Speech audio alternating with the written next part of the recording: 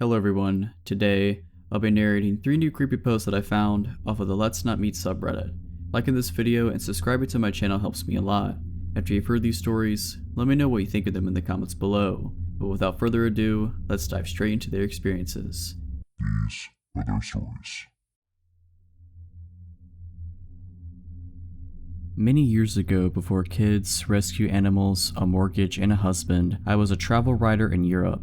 I did most of my trips alone. This story is about the first time I visited Prague. I had never been to Prague and the trip was last minute, so I had little time to prepare. My travel partner had dumped me in another country and I was determined to make the best out of my trip by visiting a place I'd never been. Upon arrival at the train station, I visited the accommodation office and asked for a hostel not far from the center. In my early 20s, winging it was part of the fun. These days, I'm far less adventurous. The hostel they sent me to was a sprawling, crumbling, slate gray, art decoration building on a nondescript street about a 10-minute walk to Stare Mesto. The inside was probably beautiful at one time, but by the time I checked in, it was full of shabby, mismatched furniture and cheap stained carpet. Most of the light fixtures were broken, leaving everything but the lobby dark and gloomy. It smelled of standing water and dust. I found my room, a double for $12 per night, and made note of the fact that I had a roommate. She wasn't there, but on her side of the room there was a suitcase, dressed neatly folded across the back of a plastic chair, a scattering of makeup containers on the beat-up desk, and a stack of German fashion magazines on the bed. As I had no plans or goals on this impromptu trip, so I spent the afternoon exploring Old Town Square, the Jewish Quarter, and Wenceslas Square. I purchased some Czech crystal for my mom and painted eggs from a street vendor for myself. I also made reservations for a sunset dinner cruise for one. At around 6 p.m. I returned to my room to shower, change clothes, and unload my purchases. When I left my room about an hour later, there was no indication that my roommate had returned at any point during the day. After the cruise, I stopped at a tiny bar in Tinska and had a glass of wine. It was nearly midnight when I returned to my hostel, so I was surprised to find that my roommate still hadn't returned. That wasn't uncommon though. Backpackers are a fickle lot. She could have gone on a short overnight trip and just left her stuff behind, hooked up with someone and was holed up at their place, or hanging out at another hostel, so I was surprised but not concerned. I took another shower before bed, however, and was surprised to find that things in the room had changed up in my return. Her bed was neatly turned down, the magazines had moved to the nightstand, and the dress was gone. The strangest thing though was the addition of a pink silky nightgown spread across the bed, my bed. Maybe she thought she still had the room to herself. I didn't see how. My shopping bags, clothes, and toiletries were in plain view. I gently moved the nightgown over to her bed and then settled in for the night as I wrote in my journal. I assumed she was in the shower or somewhere nearby, so I expected her to return shortly. After about an hour though, her side was still empty. I needed to use the restroom before I went to sleep, so I made one last trip down the hall. The building was unusually quiet. There weren't the regular sounds of chatty backpackers, the clinking of glasses, or music that would normally leak through the walls. There was nothing. It was hushed like a church after the congregation has left. I found myself practically tiptoeing back. My room was near the end of the hall and I couldn't shake the feeling that the corridor was darker than before. The few working lights were blinking as they struggled to stay lit, and it reminded me of a funhouse. A tightness began to fill my stomach and I subconsciously quickened my steps. There wasn't a soul behind me yet. I kept glancing back over shoulder, convinced I'd see someone gaining momentum on me. The only sound was the soft thud of my flip-flops as they struck my soles. I was flooded with relief as I flung open my door, but it didn't last long. Everything was exactly as it left it, except for the silky nightgown which was now back on my bed. Sleep came in fits and starts. I left the lamp on for a while, still convinced my roommate would be right back, but the shadows it cast made the room even spookier. It was too dark with the light off. I'd finally slipped into a deep sleep when I suddenly heard the door open. A man stood in the darkened doorway, the hall light behind him showing just enough for me to see his contorted face. "I didn't mean to," he sobbed. "You have to help me." Too confused and disoriented to be scared, I sat up, scrubbed at my eyes, and reached for the lamp switch. But once the room was light, I saw that the door was closed. There was no man. I quickly bounded off the bed and went for the door. It was locked. Nobody could have entered without a key, and the hallway empty. I passed the rest of the night fully clothed, sitting up in my bed, and with the light on. Though I'd pay for 2 more nights, at 7 a.m. I gathered all of my stuff and went down to the reception desk to check out. By the way, I said to the 20-something receptionist, my roommate never returned. I'm a little concerned. She picked up the room key, looked at it hard, frowned, and then glanced at her computer. "What room were you in again?" When I repeated it to her, she looked back at her screen. "Ma'am, that room's been empty for 3 weeks and it's been cleaned since. We only have 6 people in the whole building." The hostel has since been renovated and is now a luxury hotel.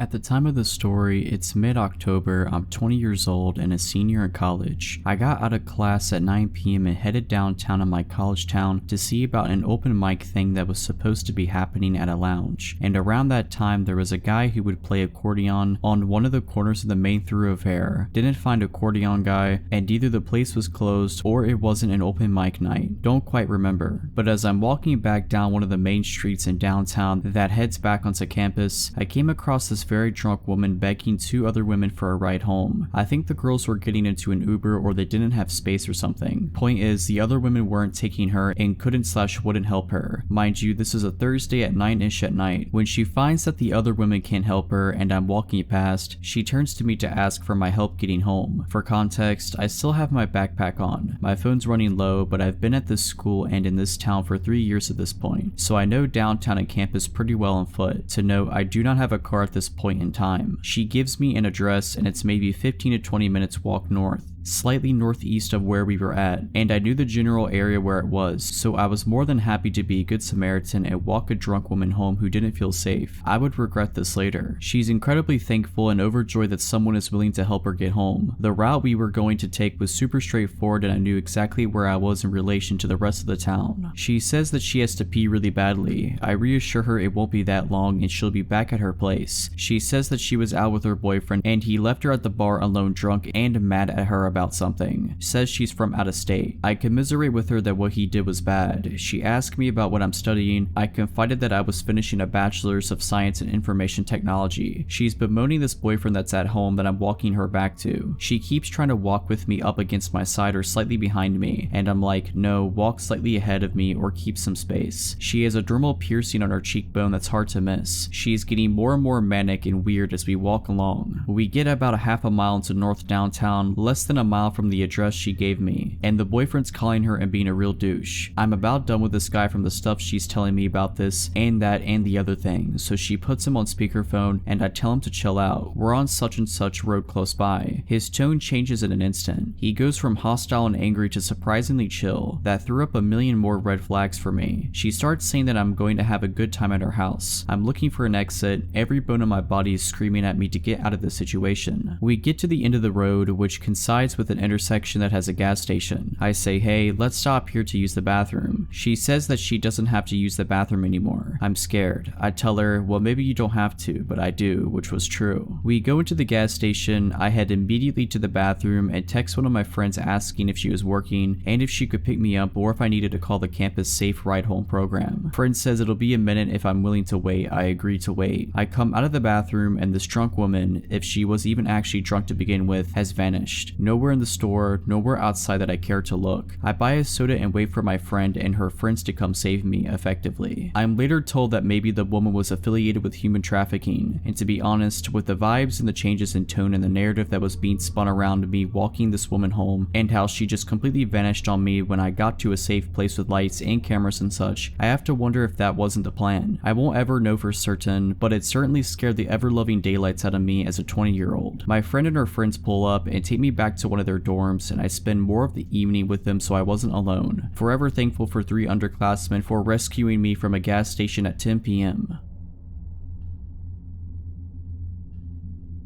Last year I was on vacation in southern Europe with a large group of friends. We have been there for a while and always took an Uber from our rented house to the city, which had very nice bars and clubs. The thing with Uber is, it allows very cheap and flexible transport, but it also opened the door to a lot of creeps. I've had Uber drivers who are super cool, but also extremely drugged up road ragers who drive like maniacs and think they're impressive. But the guy we had that day was by far the worst. It is late evening and Uber picks us up and drives me, 27-year-old male, another one, 25-year-old female, and 24-year-old female, to the desired old town where we plan to go clubbing and drink. While driving, the driver constantly looks at the 2 women in the back seat via the mirror. They only told me this afterwards. He kept starting conversations, but basically only addressed the girls who left answering to the guys, who gave short, non-detailed answers, basically signaling that we, 1, don't want to to talk and to don't think he needs to know our plans. To us, he seemed way too pushy, and he wasn't really that big on hygiene. Meanwhile, we can't wait to arrive at our destination and get out of this uncomfortable but not super horrible situation. But that stuff did not feel this great when this guy didn't stop on the road, but instead pulled into a parking spot. He started fumbling with his phone and we were like, alright, weird, but let's get out, and left the car. To our surprise, the guy then turned the car off and got out as well. We saw that red flag and just started walking away towards the bar area of the town without saying a word. Cars can't enter the old town. After 400 feet, once we reached the gates, we stopped because this was the meeting spot for the other half of our group, who took a separate Uber, and found out that this guy was following us and stopped as well. You know the classic circle people form while talking where one guy's just kinda standing next to it because people don't let him in? Yeah, we did that. We started making conversation about how long the others will take to get here, where they are right now, etc. And this guy keeps throwing in comments like he is a part of the group. Oh cool, even more people. This must be a great evening. Then we texted our friends at a group chat that we are changing their meeting place to this bar because the Uber driver is following us around and we want to lose him. So one of us started leading the group at a quick pace through the streets. They are very small, lots of people, high old town buildings all around them. We make turns at every corner trying to lose the guy, but he follows. Finally, we reached a big plaza where there were hundreds of people closely together, basically queuing to enter the narrow street up ahead. We pushed through like rude douchebags and successfully lost the guy. Finally, we could head straight to the bar after our detour and linked up with the other part of our group. 2 hours pass, life is all good. We decide to head to another bar a bit further away because the drinks and prices kinda sucked in this one. We had 2 drinks in that bar, and guess who walks through the door and stands next to the table? That guy. Hey guys, he says. At this point, a friend, 28-year-old male, who is good at communicating and frankly quite big, tells the guy that we want to keep to ourselves and have no interest in hanging out with him. Please leave us alone. Fortunately, the guy says it is no problem and leaves. Unfortunately, at around 3 a.m., while dancing in the crowd at a club, the same guy announced his presence by tenderly pressing his body against the back of one of the girls who he has been staring at through the mirror in the car. The girl's boyfriend recognizes the guy, gets angry, grabs him by the collar, and essentially tells him that if he keeps following us, he will get beaten up.